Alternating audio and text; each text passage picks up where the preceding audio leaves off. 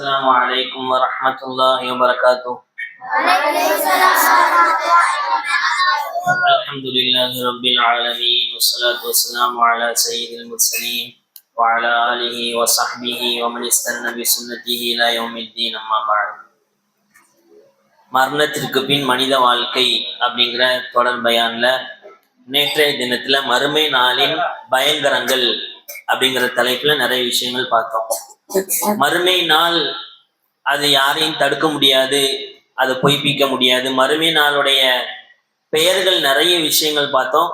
அந்த பெயர்களின் மூலமாக மறுமை நாள்ல இருக்கக்கூடிய பயங்கரங்கள் எல்லாம் அது நமக்கு சொல்லி காமிக்கிறான். அல் ஹாகா, அல் வாக்கியா, அல் காஷியா, அஸ்ஸாஹா, அத்தாமத்துல் குப்ரா அப்படிலாம் நிறைய விஷயங்கள் பார்த்தோம். மறுமையுடைய காட்சிகளை நேரில் பார்க்க வேண்டும் என்று ஒருவர் ஆசைப்பட்டால் அவர் 3 சூறா ஓதட்டும். சூரத்துல் தக்வீர், சூரத்துல் இன்ஃபிதார், சூரத்துல் இன்ஷிகாக். இந்த 3 சூறால் நம்சாசம் அவங்க சொன்னாங்க. அதுலயும் குறிப்பா சூரத்துல் தக்வீர்ல முதல் 6 வசனங்கள்ல மறுமை நாளுடைய ஆரம்பமா உலகத்துல நடக்கக்கூடிய விஷயங்கள்னு அல்லாஹ் சொல்றான். அடுத்த 6 அடையாளங்கள் மறுமையில நடக்கக்கூடிய விஷயங்கள் அல்லாஹ் சொல்றான் அப்படிங்கிற விஷயங்கள்லாம் பார்த்தோம். மறுமையுடைய பயங்கரங்கள்ல இதுவும் ஒண்ணு. அல்லாஹ் சூரத்துல் ஹஜ்ல சொல்வான், யா அய்யுஹன்னாஸ் இத்தகூ ரப்பக்கும் இன்ன ஸல்ஸலத்தஸ் ஸாஅத்தி ஷைஉன் அஸீம். மக்களே, அல்லாஹ்வை பயந்துக்கோங்க. மறுமையின் அந்த நிலநடுக்கம் என்பது பயங்கரமா இருக்கும். அந்த மறுமையுடைய நாளில் என்ன நடக்கும் அல்லாஹ் அப்படி போட்டோ பிடிச்சு காமிக்கிறான். யௌம தரவுனஹா தத்ஹலு குல்லு முர்திஆத்தின் அம்மா அர்லஅத். தாய் குழந்தைக்கு பால் கொடுப்பா தெரியுமா? அந்த தாய்க்கு உயிரே அந்த குழந்தை தான். அந்த தாய் உயிரா நினைக்கூடிய அந்த குழந்தையே மறந்து விடுவாள். வயிற்றுல குழந்தை இருக்கும். அந்த சூர் ஊதக்கூடிய சத்தத்துல மறுமையுடைய பயங்கரத்துல அந்த குழந்தை தானா வெளியே வந்துடும்.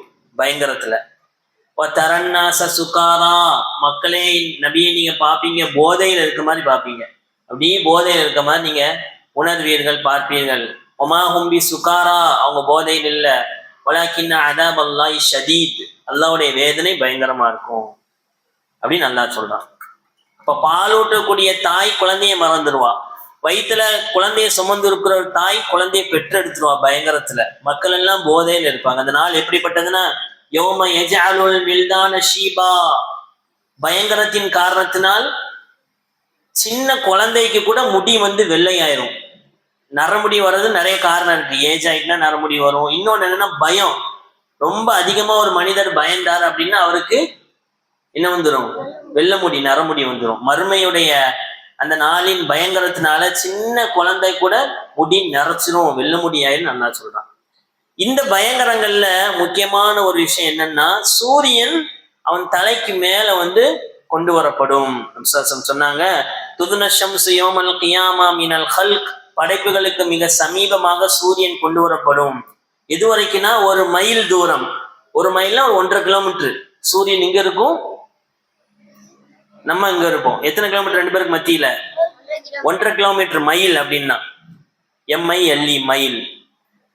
அந்த அறிவிக்கக்கூடிய அறிவிப்பாளர் சொல்றாரு, மைல் அப்படிங்கிறது நம்சாசம் அவங்க இந்த அளவுல சொல்லக்கூடிய மயில சொன்னாங்களா, அல்லது நாங்க சுருமா போடுவாங்க தெரியுமா? சுருமா போடுறதுக்கு ஒரு குச்சி வச்சிருப்பாங்க.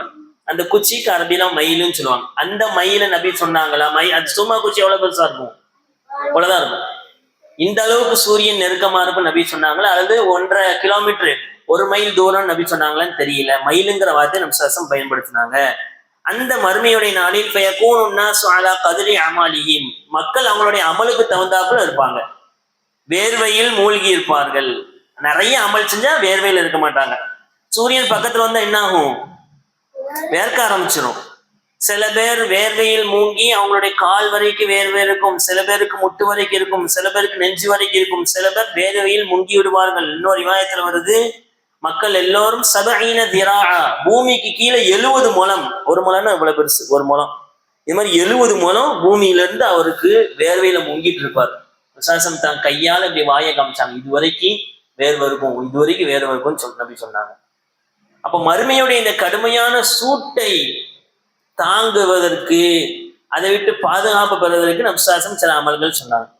சூரியன் இருக்கலாம்ப்பா, சூரியனுடைய டெம்பரேச்சர் என்ன அப்படின்னா 2 இதா சொல்லுவாங்க. அதோடைய வெளிப்புறம் இருக்குல்ல, சூரியனுடைய வெளிப்புறம் 5500 டிகிரி செல்சியஸ். டிகிரி செல்சியஸ்னா வாட்டர், தண்ணி கொதிப்பதற்கு 100 டிகிரி செல்சியஸ் இருந்தா போதும். அதுல என்ன ஆயிரும், தண்ணி கொதிச்சு வந்துடும். சூரியனுடைய மேற்பரப்புல 5500 டிகிரி செல்சியஸ். சூரியனுடைய உட்பரப்புல அல்லாஹ் அக்பர் 1,50,00,000 டிகிரி செல்சியஸ். எவ்வளவு? 1,50,00,000 டிகிரி செல்சியஸ். சூரியன் நம் தலைக்கு பக்கத்துல இருக்கும்பொழுது என்ன ஆகும்? அல்லாஹ் பாதுகாக்கணும். எல்லாரும் வேர்வையில முங்கி இருப்பாங்க. மனிதனால 50ல இருந்து 55 டிகிரி செல்சியஸ் தாங்க முடியாது. அவனுக்கு ஹீட் ஸ்ட்ரோக் வந்துடும். ஸ்ட்ரோக் பார்த்திருக்கியா? வெட்டு வர்றதெல்லாம் பார்த்திருக்கியா? ஹீட்ல அதன் மூலமாக பாதிக்கப்பட்டுருவான். அத மாதிரி 42 டிகிரி செல்சியஸ்ல அவனுடைய உடம்பு அப்படி வறண்டு போயிடும். மெட்டல்ஸ் இருக்கா, சில்வர், கோல்டு, காப்பர், அயன், இந்த மெட்டல்ஸ் எல்லாமே 660 டிகிரி செல்சியஸ்ல இருந்து 3400 டிகிரி செல்சியஸ்க்குள்ள அப்படி உருகிடும். ஆனா சூரியனுடைய உட்பரப்பு எவ்வளவு இருக்கு? 1,50,00,000. அல்லாஹ் அக்பர். அது தலைக்கு பக்கத்துல வந்து நிற்கும். இன்னைக்கு தலைப்பே என்னன்னா, மறுமையின் இந்த கடுமையான சூட்டிலே, பயங்கரத்திலே அல்லாஹ் சில பேருக்கு தன்னுடைய நிழலிலிருந்து நிழல் அளிப்பான். 12 அமல்கள் இமாம்கள் எழுதுறாங்க. இந்த 12 அமலை யார் செய்யறாங்களோ அவர்களுக்கு அல்லாஹ் மறுமையை கடுமையான சூட்டில் என்ன கொடுப்பான்? நிழல் கொடுப்பான். எங்கேயா போவானு பார்க்க போக முடியாது. லா தரா ஃபீஹா இவஜா வலா அம்தா. எல்லா பூமியும் சமமாக்கப்பட்டுரும். அங்கேயும் ஓட முடியாது, ஒளிய முடியாது. அந்த நிலையில அல்லாஹ் அர்ஷுடைய நிழல் 7 பேருக்கு தருவான். நபிசாசம் ஒரு ஹதீஸ சொன்னாங்க. முதலாவது இமாமுன் ஆதிலுன், நீதியான தலைவர், நீதியான அரசர் அப்படின்னு வச்சுக்கலாம். நான் தான் அரசர் இல்லையே நீ நினைக்க வேண்டாம். உனக்கு கொடுக்கப்பட்ட அந்த பொறுப்பில் நீ நீதியானவனாக இருந்தால் மறுமையிலே அல்லாஹ் எந்த நிழலும் இல்லாத அந்த நாளில் நிழலிப்பான். உனக்கு கொடுக்கப்பட்ட பொறுப்பு என்ன? நீ ஒரு சமுதாயத்துடைய தலைவர், இன்ஷா அல்லாஹ் எல்லாரும் இருக்கிறீங்க. அல்லாஹ் நான்னா உங்கள்ல இருந்து நிறைய கலெக்டர் வருவாங்க, டாக்டர்ஸ் வருவாங்க, அது மாதிரி ஐபிஎஸ் ஆபீசர்ஸ் வரலாம், பெரிய பெரிய பொறுப்புல நீங்க வரலாம். அந்த பொறுப்பில் இருக்கும் பொழுது நீதியை கடைபிடிக்கணும். இப்படிப்பட்ட அந்த மனிதர்களுக்கு அல்லாஹ் அரிஷோட நிழலை தாரான். உமர் ரலியல்லாஹு அன்ஹு அவங்க பெரிய கலீஃபா. அவங்களுடைய காலத்துல இஸ்லாமிய சாம்ராஜ்யம் விரிவடைஞ்சிட்டே வருது. ஆனாலும் அவங்க எந்த அளவுக்கு நீதியாக இருந்தாங்க அப்படின்னா, ஒரு நாள் உமர் ரலியல்லாஹு அன்ஹு அவங்க ஹிலாஃபத்துடைய அந்த அரண்மனையில அங்க இருந்து கணக்கு வழக்கெல்லாம் பார்த்துட்டு இருக்கிறாங்க. அதாவது அந்த மக்களுக்கு தேவையான விஷயங்கள் எல்லாம் எழுதிட்டு இருக்காங்க. ஒரு விளக்கை ஏற்றி வச்சு எழுதிட்டு இருக்கிறாங்க நைட் நேரம். இப்போ ஒரு பிரஜை வராரு, ஒரு மக்கள் ஒரு ஆள் வந்து அவங்கள பார்க்க வராரு. உமர் ரலியல்லாஹு அன்ஹு அவங்கள பார்க்க வந்தோடனே என்ன விஷயமா வந்திருக்கீங்க? அவர் சொன்னாரு, நான் பார்க்க வந்த நோக்கம் என்னன்னா, எனக்கு ஒரு சொந்த ஒரு தேவை இருக்கு, அது சம்மந்தமா பேச உங்களை பார்க்க வந்திருக்கிறேன். அப்படியா அப்படின்னு உடனே உமர் ரலியல்லாஹு அன்ஹு அவங்க ஒரு விளக்கு எரிச்சிட்டு இருந்தாங்கல்ல, அதை அணைச்சிட்டாங்க. அணைச்சிட்டு இன்னொரு விளக்கு எடுத்து வச்சாங்க. ஒரு ஆச்சரியமா கேட்டார், யா அமீரல் முஃமினீன் லிமாதா அத்ஃபஅத சிராஜ், ஏன் அந்த விளக்க அணைச்சு இந்த விளக்கு நீங்க மூட்டினீங்க அப்படின்னு உடனே உமர் ரலியல்லாஹு எவ்வளவு நீதமா இருந்திருக்காங்க பாரு. கான ஹாத சிராஜ் மின் பைத்தி மாலில் முஸ்லிமீன், இந்த விளக்கு இருக்குல்ல, இது முஸ்லிம்களுடைய பைத்துல் மால் உள்ள சொத்து. பைத்துல் மால் அப்படின்னா முஸ்லிம்களுடைய நலனுக்காக வேண்டி இஸ்லாமிய சமுதாயத்துல கண்டிப்பா இருக்க வேண்டிய ஒரு விஷயம். தேவையுடையவர்கள், பண தேவையுடையவங்களுக்கு அந்த பைத்துல் மால் வந்து காசு கொடுப்பாங்க. அந்த பைத்துல் மாலுடைய பொருள்ல இருந்து வந்ததுதான் இந்த விளக்கு. இந்த விளக்கு இப்போ நான் அது ஏன் ஏற்றி வச்சு வேலை பார்த்தேன்னா, அது அரசாங்க சம்பந்தப்பட்ட வேலையில இருந்ததுனால அதை பார்த்துட்டு இருந்தேன். இப்போ உங்க சொந்த இதுக்காக வந்ததுனால என்னுடைய பொருளாதாரத்துல இருந்து வந்த இந்த விளக்கை நான் ஏற்றி வைக்கிறேன், இதை அணைச்சிட்டாங்க. எந்த அளவுக்கு நீதமா பேருதலா இருந்திருக்காங்க. உமர் ரலியல்லாஹு அன்ஹு அவங்களுக்கு நிறைய மகன்கள் இருந்தாங்க. அதுல ஒரு மகனுக்கு தலைவலி, கடுமையான தலைவலி. இப்ப என்ன செய்யலான்னு பார்த்தா எண்ணெய் தேய்க்கிறாங்க தலைவலிக்கு. ஜெய்தூன் எண்ணெய் இருக்குல்ல, ஜெய்தூன் எண்ணெயை குடிக்கலாம், அது சமைக்கலாம், எப்படினாலும் பயன்படுத்தலாம், மருத்துவத்துக்கு பயன்படுத்தலாம். அந்த எண்ணெயை தேய்க்கிறாங்க. அந்த எண்ணெய் எதுல உள்ளதுன்னா பைத்துல் மால்ல உள்ள எண்ணெய். அப்ப தேய்ச்ச உடனே இந்த செய்தி உமரை தான் கேள்விப்படுறாங்க. என்ன என்ன தேய்ச்சிருக்கு என்னப்பா? இல்லப்பா இந்த மாதிரி தலைவலி, என்ன இங்க என்ன எதுல இருந்து உள்ள என்ன, பைத்துல் மால்ல இருந்து உள்ள என்ன, பைத்துல் மால்ல இருந்து இருந்த எண்ணெயா அப்படின்னு சொல்லி அந்த எண்ணெயை தலையில இருந்து தொடச்சி எடுத்து கடைசியா அந்த எண்ணெய் பைத்துல் மால்ல உள்ள நமக்கு எப்படி ஆகுமாக ஆக்கப்படும் அப்படின்ட்டு இந்த விஷயத்தை செஞ்சாங்கன்ட்டு இமாம்கள் எழுதுறாங்க. இப்ப எந்த அளவுக்கு தன்னுடைய ஆட்சியில நீதியா இருந்தாங்க. இப்படி யார் நீதி ஆட்சிங்கிறதுல உனக்கு கொடுக்கப்பட்ட பொறுப்புல யார் நீதியா இருக்கிறா மறுமையில அவர் நிழலே இல்லாத அரசன் இல்லை அந்த நிழலைப்பான். முதலாவது. ரெண்டாவது, ஷாபுன் நஷஅ ஃபீ இபாதத்தில்லாஹ், தன்னுடைய வாலிபத்தை அல்லாஹ்வுடைய இபாதத்தில் கழித்த வாலிபர். அல்லாஹ் எல்லாருக்கும் பல காலகட்டத்தை வச்சிருக்கிறான். இல்ல தர்கபுன்ன தபக்கன் அன் தபக், ஒவ்வொருத்தரும் நீங்க ஒவ்வொரு ஸ்டேஜை கடந்து வரீங்க நல்லா சொல்றோம். சின்ன பிள்ளையா இருந்தோம், அதுக்கப்புறம் வாலிப வயசு அடைவோம், அதுக்கப்புறம் வயோதிகமாகும். இந்த வாலிப வயசு தான் நீண்ட வயசு. 14 வயசுல இருந்து 40 வயசு வரைக்கும் வாலிபம் அப்படின்னு இமாம்கள் எழுதுறாங்க.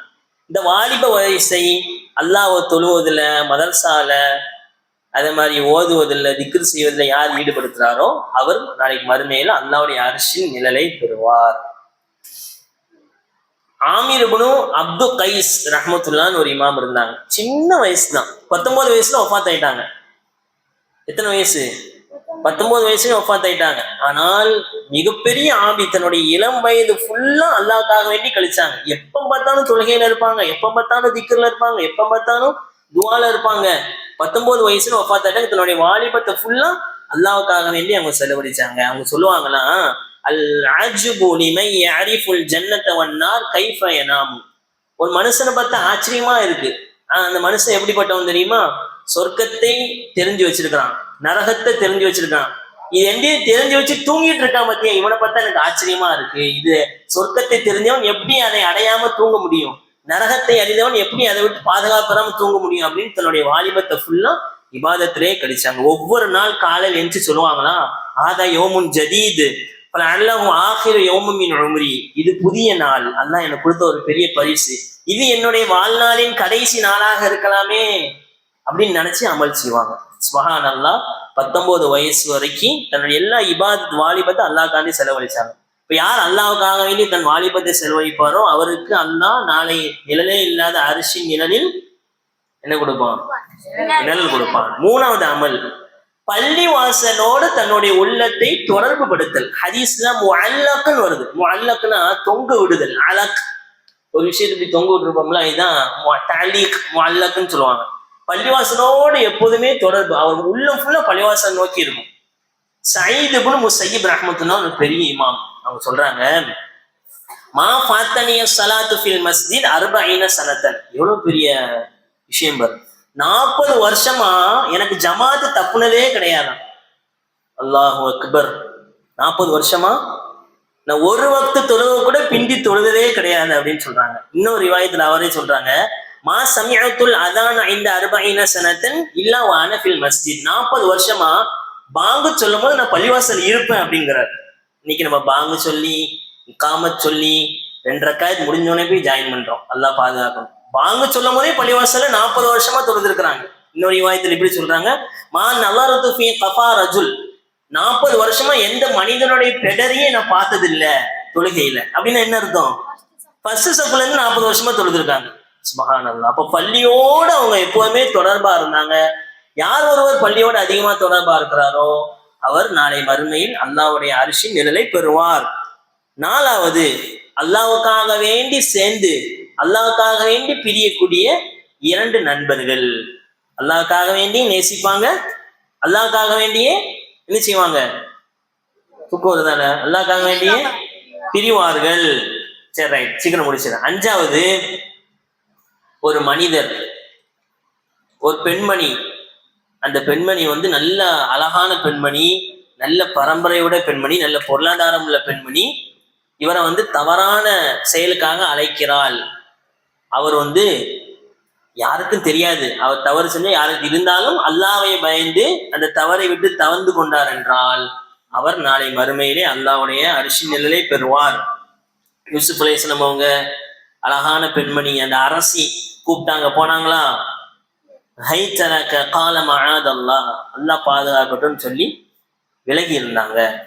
அடுத்து ஆறாவது தானப்பா, ஆறாவது ஒரு மனிதர் வலது கை கொடுப்பது இடது கைக்கு தெரியாத அளவுக்கு சதக்கா கொடுப்பது. அப்படின்னா என்ன? இடது கையை பின்னாடி வச்சுட்டு வலது கையில கொடுப்பது அப்படி கிடையாது.